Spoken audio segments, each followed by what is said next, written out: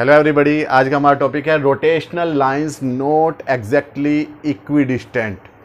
अपने पिछली वीडियोस में हमने रोटेशनल स्पेक्ट्रा कैसे प्रोड्यूस होता है, उसका क्या फॉर्मूला होता है और सिर्फ हेट्रोन्यूक्लियर मॉलिक्यूल्स के लिए ही क्यों रोटेशनल स्पेक्ट्रा प्रोड्यूस होता है और उसका जो लाइंस आती हैं उसका क्या नंबर होता है, ये सब हमने डिस्कस किया था। पूरी डेरिवेशन की थी, पूरा डीपली अंडरस्टैंड किया था। अगर आपने वो वीडियो नहीं देखी है तो पहले उस वीडियो को ज़रूर देख लें, तभी इस टॉपिक पे आएँ, क्योंकि ये उससे एक लेवल एडवांस का टॉपिक है। तो पिछली वीडियो में हमने थोड़ा सा जो पढ़ा था वो हम डिस्कस कर लेते हैं। हमने पढ़ा था कि जो डायटोमिक मॉलिक्यूल्स होते हैं, फॉर एग्जांपल HCl, इसमें हम सिर्फ हेट्रोन्यूक्लियर मॉलिक्यूल लेंगे। HCl is a heteronuclear molecule.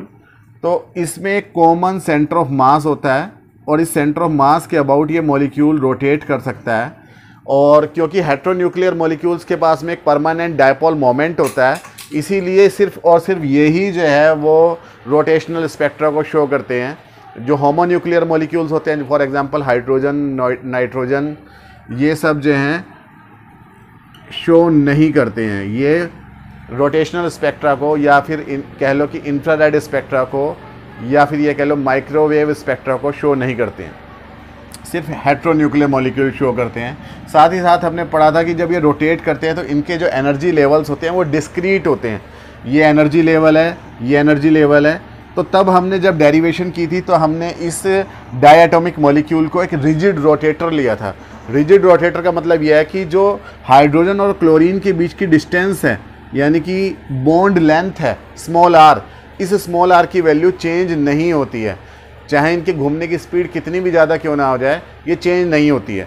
तो जब हम इसे रिजिड रोटेटर लेते हैं तो यहाँ पर जो एनर्जी लेवल्स आते हैं वो उनकी एनर्जी धीरे धीरे बढ़ती चली जाती है। लेकिन अगर हम इनके एनर्जी को डिफरेंस देखें तो डिफरेंस करने के बाद में जो हमारा वेव नंबर आता है वो आता है 2b, 4b, 6b, 8b, 10b, यानी कि ये इक्वी डिस्टेंट होते हैं।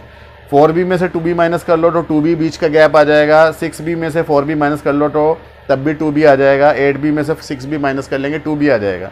तो ये इक्वी डिस्टेंट होते हैं क्योंकि हमने इस डायटोमिक मॉलिक्यूल को रिजिड रोटेटर मान रखा है, यानी कि इनके बीच का जो बॉन्ड लेंथ है वो चेंज नहीं होती है। रोटेशन जब होता है तो चेंज नहीं होती है, हमने ये मान रखा है। लेकिन वास्तव में ये रिजिड रोटेटर नहीं होते हैं।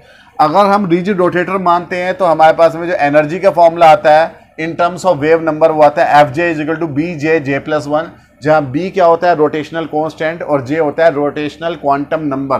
J की वैल्यू 0 से स्टार्ट होती है, 1 2 3 ये चलती चली जाती है। और ये हमारे पास में वेव नंबर का फॉर्मूला आया था फॉर ये जो वेव्स प्रोड्यूस होती हैं, इनका वेव नंबर का फॉर्मूला था 2BJ+1। ये रोटेशनल स्पेक्ट्रा के बारे में हमने डिस्कस कर चुके हैं। आज हम देखते हैं कि जब ये रोटेट करता है तो एक्चुअली यहाँ पर हाइड्रोजन और क्लोरीन के बीच की डिस्टेंस या कोई भी जो मॉलिक्यूल है उसके हेट्रोन्यूक्लियर मॉलिक्यूल के जो एटम्स हैं उनके बीच की डिस्टेंस थोड़ी सी बढ़ जाती है। रोटेशन की वजह से यहाँ सेंट्रीफ्यूगल फोर्स लगता है। जैसे कि आप देखते हो कि सेंट्रीफ्यूगल फोर्स लगता है जब भी कोई चीज़ रोटेट करती है, mv²/r। तो सिमिलरली यहाँ पर इन HCl मॉलिक्यूल्स के ऊपर या एटम्स के ऊपर सेंट्रीफ्यूगल फोर्स लगता है, जिससे कि इनके बीच का जो बॉन्ड लेंथ है वो इंक्रीज कर जाती है, आर की वैल्यू इंक्रीज कर जाती है। तो फॉर नॉन रिजिड रोटेटर जो फॉर्मूला आता है एनर्जी का वो ये तो आता ही है, ये टर्म तो आता ही है डेरिवेशन करने के बाद में Bj J+1 माइनस एक टर्म और आता है जिसे हम बोलते हैं Dj² J+1 का होल स्क्वायर, जहां D क्या है सेंट्रीफ्यूगल डिस्टॉर्शन कांस्टेंट, इसे डिस्टॉर्शन कांस्टेंट बोलते हैं और वो भी सेंट्रीफ्यूगल डिस्टॉर्शन कांस्टेंट D। तो D की वैल्यू मॉलिक्यूल्स के लिए, अलग अलग मॉलिक्यूल्स के लिए अलग अलग होती है। अगर हम इस फॉर्मूले से देखें और एक बार हम Fj+1 देखें, एक बार हम Fj देखें, दोनों को सब्ट्रैक्ट करें तो हमें क्या मिल जाएगा, वेव नंबर न्यू मिल जाएगा।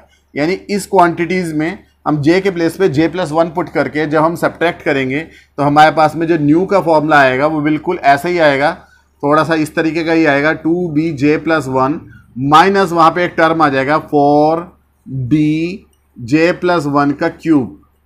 तो ये टर्म एक्स्ट्रा आ जाएगा। ये टर्म क्या बता रहा है कि इसमें से ये टर्म माइनस हो रहा है, यानी कि इनके जो एनर्जी लेवल्स हैं वो तो कम हो ही रहे हैं। एनर्जी लेवल में से डी जे स्क्वायर जे प्लस वन का होल स्क्वायर सब्ट्रैक्ट हो ही रहा है, यानी कि ये थोड़ा सा एनर्जी लेवल डाउन आते चले जाएंगे।